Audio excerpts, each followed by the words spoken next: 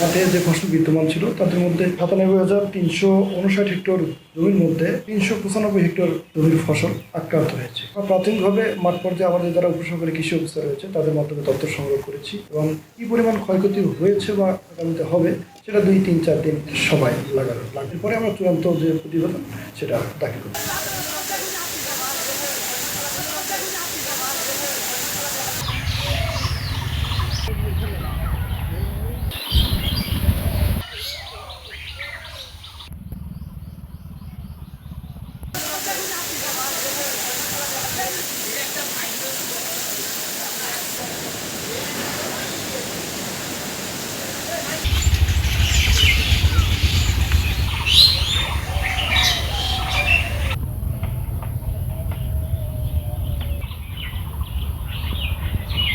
Lily ultra soft serum gel, যা গভীর থেকে স্কিনে দেয় 3 গুণ সিরাম হাইড্রেশন। সিরাম জেল হাইড্রেশনে ব্রাইট থাকো সব সিজনে।